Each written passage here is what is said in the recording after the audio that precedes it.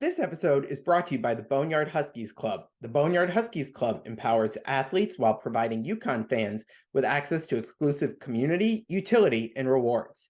The Boneyard Huskies Club is excited to announce the next collection of student-athlete collectibles, which grant club membership privileges, will feature UConn men's basketball players and will drop on January 16th, 2023.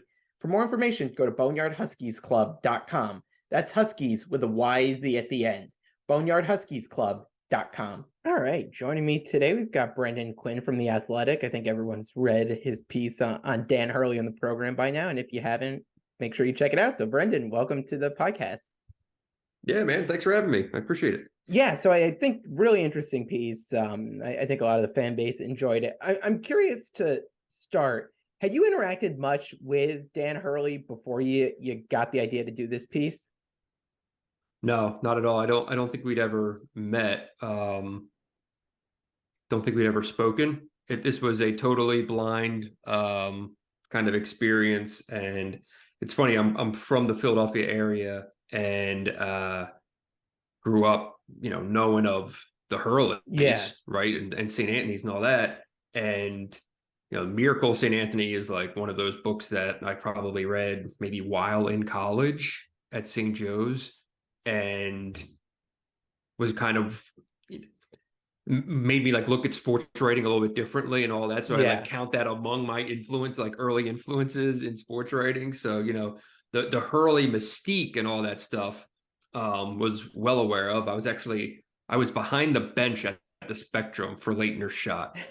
So, and I told Bobby that story. I was out in Tempe in the beginning of this year because I also did a story on Bobby, and it's just like totally coincidence that I did both of them this year. That was not pre-planned, and one didn't lead to the other or anything like that. I was in Arizona doing a golf story actually, and I was like, "Hey, why don't I go over to Tempe?" And I talked to Bobby for like 2 hours or something. But so I just kind of reached out to UConn and said, "Hey, I'd like to come out," and I didn't know what kind of access it was going to be. If it was going to be, get you a credential for the Villanova game, and we'll get you a half an hour with Bobby and a player. Which is what a lot of programs do, especially when they don't know you. But to UConn's credit, to Phil's credit, to Bobby's credit, or I'm sorry, to Danny's credit, like open the doors up, and I got a really kind of intimate look at things, and I think that's what really led to that story maybe being as I don't know, I'd like to think at like hitting the tone that obviously the chord had struck with the fans as being kind of authentic. I'm curious, since you hadn't spoken with him, really interacted with him before the piece, what was your first impression, the first few minutes you started to talk to him and hear from him? Yeah, I mean, I like everyone else, I just kind of know the Dan that you see on TV, right? So you really have no idea what you're walking into when you have your first meeting. But I mean, I've been doing this long enough and met enough coaches where, it's not that big a deal. I mean, I've dealt with Tom Izzo on a relatively daily basis for much of the last 6 or 7 years or something. So it takes a lot to kind of out crazy Tom Izzo. But yeah, Dan, when I was there for the day of shoot around before the Villanova game, he just kind of came over and introduced himself after I was, kind of just sitting there and watching kind of quietly off to the side, and spent some time with Raph and all that. And then he just came over, said hi, and it was a normal guy. And then actually that when he walked away, that's when he put the sunglasses on and the hat and the hoodie and made that line about, European soccer manager and a Dutton Ranch farmhand. And I was like, I don't, what does that mean? I was just so confused because like I watch Yellowstone, like I got the references and all of that, but I'm like, I still don't actually know what exactly what he was going for in that comparison. I'm like, I don't know, but that was the first meeting. And but by the next day, we were in his office together for a good hour in the afternoon, and we're both basically just kind of talking like two guys from the East Coast, and you swap the ties that bind. I know this guy and I know that guy, and you know this guy and you know that guy, and just kind of figure out all those things, and we just went from there. So I think one thing that was interesting to me about your piece is you talk about how there are a lot of programs that, kind of reach the highest of highs and then just fall apart and you never really hear from them again. Whereas you reference how UConn has now worked itself back. In talking to, Coach Hurley and the people around the program, how tough of a climb back to relevancy and to this point to, being a top 5 team, how tough of a climb do you think it's been for them? Yeah, I mean, considering what they walked into and being in that, mishmash, ridiculous league and all that, where, yeah, the jerseys look the same and the building looks the same and it's still the same brand. And yeah, those banners are there and UConn basketball is UConn basketball. But like, I mean, when I asked him the question, I said, when you took the job and you actually walked in, like, did you feel like you were the Yeah. coach of UConn, like the UConn that we know? And he was like, I mean, no, not that, not other than like the expectations and the fact that it's this like, massively important job and the pay is really good. But then you walk out Yeah. and the roster wasn't good and the league was dumb. And, it was very much just kind of like bastardized version. That's my word, not his, but this bastardized version of what was this kind of dynamic, incredibly successful program that, had sustained success. It's funny, people, a lot of people will say, all their championships are in the last 25 years, as if like that's like a Yeah. detriment or something like that. I'm like, well, and someone said, talk to the places that have, real history and stuff like that. I'm like, well, I'm sure, San Francisco would trade its 2 national championships in the 50s. Yeah. And I'm sure LaSalle would trade its championship with Tom Gola for, a couple in since the internet was invented. But yeah, like the fact that it is that recent of success and not this historical, Right. right, like I think that only intensifies the pressure and the weight of it, right? Like using like Marquette as an example, right? They've got the 77 title and they had the Final Four under Tom Crean, but it's like the real the days of a parade and winning a national title are in black and white. Right. Yeah. We all remember UConn championship. So it's just a totally different thing to aspire to than, these places that have kind of antiquated histories. Yeah.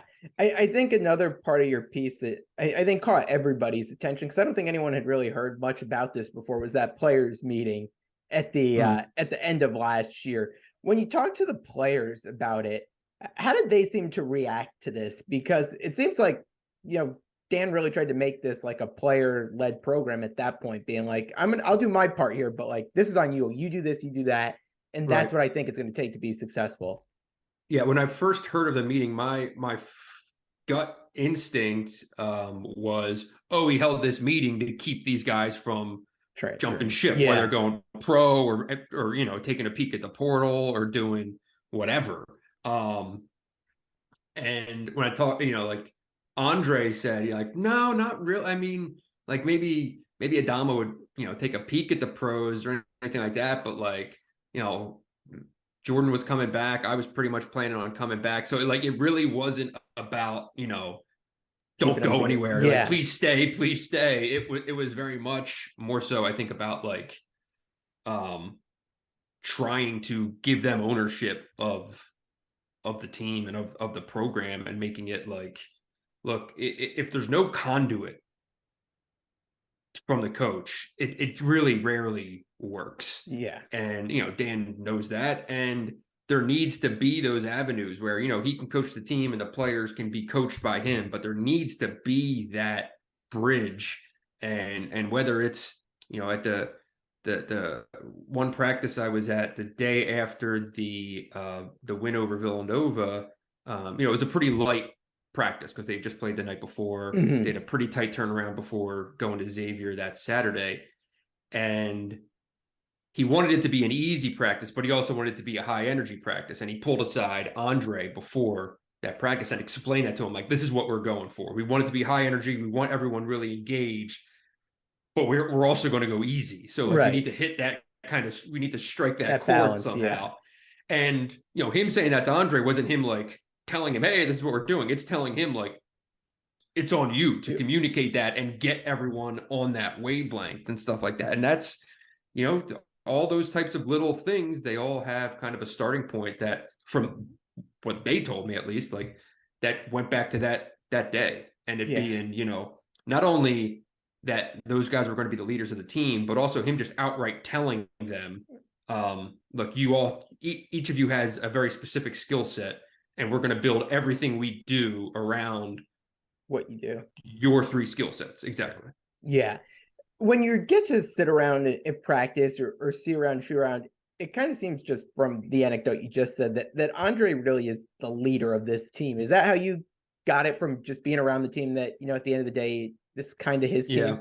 Yeah, without question. He's one of those guys that the way people talk about him, when he's not around, just says everything. You ask anybody, hey, about Andre, and they all just kind of give you that look like, man, that guy, what an unbelievable dude, just as like a person and as a player and as a leader and all that stuff. And it seems like there's so much respect for who he is, how he carries himself, his real, like, genuine care for both his teammates and I think like the actual program, like caring about the place, just kind of flows through everything there. So you want your leaders to be the guys who are, actually practicing what they preach and all that stuff. And it seems like to me, I wasn't there for months or anything like that, but the snapshot that I got, he seemed like as real of a dude and as real of a leader as you could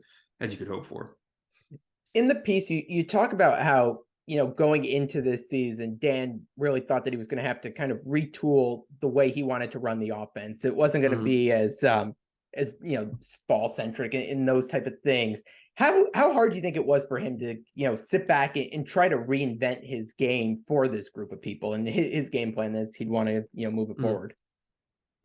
Yeah, I mean, I think that's coaching. I think the guys like Dan and coaches at a certain level, that comes kind of naturally to you, that if you're just married to one way, and you're just constantly trying to recruit a roster to do exactly what you want to do, and you have no real ability to shift or mold or change things here and there, and you don't have to scrap everything. Like, it's okay to have an identity, right? Like, I'm not saying that, but you do have to say, oh, well, this personnel doesn't match this. So yeah, I think it's natural for a coach to kind of weigh what you have and weigh what it's going to take for them to be successful, and then find what it looks like, and then have the ability to coach it, and learn it and know what you're doing and how to communicate it and all that stuff. And I mean, Dan puts in probably about as many hours as any head coach, and the staff puts in a ton of hours, because he kind of creates the standard for time and dedication. So if you're not matching it, then you're probably not in the right place. So that's kind of what it takes, I think, to overhaul things. I know we talked about Andre a little bit in his leadership, but being around, whether it was at practice, talking with the guys, or just what you've seen on the court, who else impressed you from this team, based on what you've done here? Yeah, I mean, I spent a good hour talking with Jordan, and all I was told about beforehand when it came to Jordan was, he's a really quiet guy. He doesn't say anything. You're not going to get anything out of him. He's not going to wow you. He's just kind of a guy who works really hard, and he's a good basketball player. So, good luck with your interview. And yeah, when we sat down and we just started, just BSing a little bit, he did kind of ease up, and he started joking a little bit, and little by little, the guy who has probably way more of a personality than I think the public sees. Like that started to come out, and he's a funny guy, and he's a genuine dude, because you watch him play, there's a tenacity there. Like, he's got some juice to him, right? And then you just watch him get interviewed, you're like, gee, does this guy have a pulse? So I was really impressed by him. And the funniest part of it is that then you speak to his father, and You want to talk about an opposite, man. Like Craig Hawkins is like an all-time character. He is one of the funniest dudes I've spoken to in a minute. And it's just wild that like this father and son combination manages to exist because Craig was just fantastic. And we talk the same language because he's a DC guy, and Yeah. he kind of is an old school basketball dude, and loves Coach Wooten, loves Coach Hurley, loves like the old school East Coast kind of powerhouse basketball and all that stuff, and loves Big East basketball and all that. So, I mean, we were talking for God knows how long, and we talked about Jordan for like 10 minutes, and everything else was about, everything else under the sun. But those two, man, it's a cool dynamic between the two of them. And that's one that, like, whenever it comes draft day, whether it's, this spring, next spring, whenever, that's when the cameras are in the green room, that's what I'm going to be looking for, is to see those two. I think speaking on about Jordan's dad there, it seems like he really was a catalyst in getting Jordan to actually come to Without UConn. Without question. Yeah. I mean, when the offer came, Jordan was like, "Oh, UConn, like that's cool," but he had Louisville offers, he had other big time offers and stuff like that. But at this time there were no visits. It was COVID. Everything was done on Zoom. This was pre NIL as well, so it wasn't also just like the best offer on the table. There had to be a degree of recruitment, and I'm pretty sure that that the UConn offer really got Craig's attention more than any other. And then also, Dan's name and the fact that, he's known. The game I was at, the Villanova game, I couldn't fit this in the story, but the game I was at, Craig walked over and introduced himself to Bob Sr. behind the UConn bench at halftime of that game. And they ended up talking for about 15 minutes. And that was the first time Craig had met Bob Sr. Oh, wow. Okay. And like, you could see, just like watching the two of them talk, like you could see Craig was just like, just like a kid in a candy shop, right? Like anyone, like if, Larry Bird walks in the room, you're like, holy hell, that's Larry Bird. That's how he looked at Bob Sr. So yeah, I mean, there's definitely a heavy reverence there. I think, if that's the right word. No, I think that makes sense. Another part, and you touch on it a little bit, whether it was Dan mouthing clown during that Villanova game. His personality and temperament, on the sidelines, entertaining. I think there are a number of words you could use to describe it. Did you talk to him at all about that, and how he is on the sideline? Yeah. We talked about it a few times. I mean, you're not going to rewire yourself, and this is just the way he is. And I just don't know if there's another way. And, how does it compare? He can't like help himself sometimes. I think he knows better. I think he does. I do, but he just can't reel it in sometimes. And it's like, it's going to be a conversation for a long time if like one of his greatest qualities, which is his tenacity and which is his fire and which is just how he is so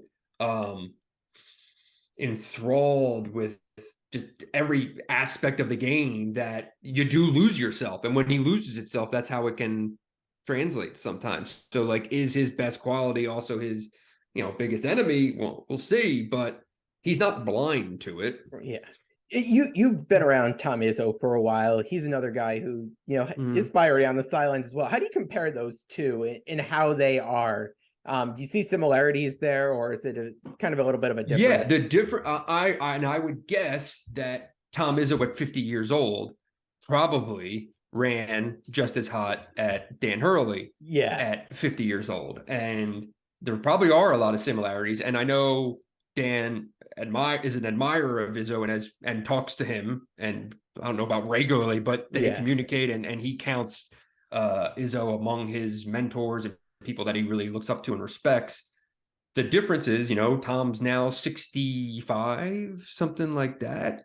And like, what I think Dan needs to learn and probably will learn is like the art of it, right? Like like the gamesmanship of Yeah. how you work a ref, you get a call here and there, and then you know when to cut it. And you know when, like, you just got to play the game a little bit, and he should probably, he could maybe be a little bit better at it than he is right now. But like that does seem like the next kind of maturation process of his coaching game, because like no one's better than Izzo at it. I mean, Yeah. Izzo just rides guys' asses up the sideline. You're like, how has he not gotten a tech yet? And then next thing you know, the guy on the other sideline gets a technical because he's been watching Izzo, lose his Yeah. mind, and now he pops off, and the guy's so fed up from hearing it from Izzo that then they, give Brad Underwood a technical or whatever. So there is like, you got to be able to kind of play that tune a little bit. And Dan's probably certainly smart enough and capable to do it. It's just a matter of doing it. It's just got to put on the elf sweater for next year around Christmas time, and it'll all fall into place. I'm curious. It seems like throughout Dan Hurley's whole career, he's kind of been in that underdog role where he's been like building programs back up. Whether it was at Wagner or Rhode Island, really putting in a rebuilding process. What he did early at UConn. Did you get to talk to him at all about what it's like now, kind of coaching from the top, whereas they were top 5 team in the country, at the point when you were talking to him? It's got to be a little bit different than coaching as a guy who's like kind of trying to scrap your way back up to the top a little bit. Yeah, I mean, his stock answer on that is that it is, he'd much rather be coaching with the pressure of being, whatever he was at the time, 14-1 or whatever, 14-0, versus, being 8-5 and people are already, making their coaching hot lists for when he gets fired or whatever. I mean, he spent a lifetime in basketball. He was a Big East player. Like, I don't think he's going to be intimidated by the space of being up at the top, back, being, coaching a place that's going to be, that gets the half an hour pregame show for its games, and that is going to be playing on the biggest TV slots and all that stuff. They've got a top 5 recruiting class coming in. They're rolling pretty good. They're talented. I feel like this is kind of the space that he's meant to be in. And what I'm really most curious about, and a lot of people are, and this is a conversation I had with a bunch of people who've kind of been onlookers, is like, I don't question his ability to coach a team that's a top 10 program in the country or that top 10 team in the country and keep it going and maintain it and build UConn into, a perennial, team that's landing on a top, 3 seed line or whatever. Like, I think he can be there, but like, I want to watch him coach in the Sweet 16 and the Elite 8. I just want to see what that looks like and how, he kind of handles that. That's very much the next step. It's interesting that for as much success as he's had, he is 50. And he's never coached in the second weekend of the NCAA tournament, So it's like, it's kind of a wild thing that when he gets there at a pretty mature age for a coach, it'll be his first time.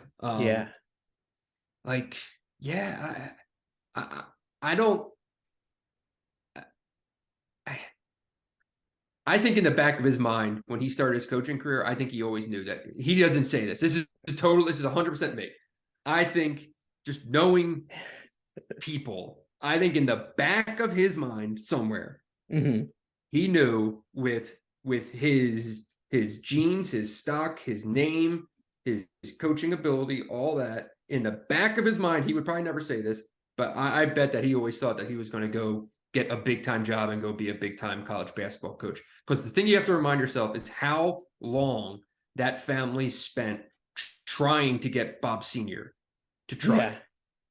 And he refused, Yeah, no, it's interesting there.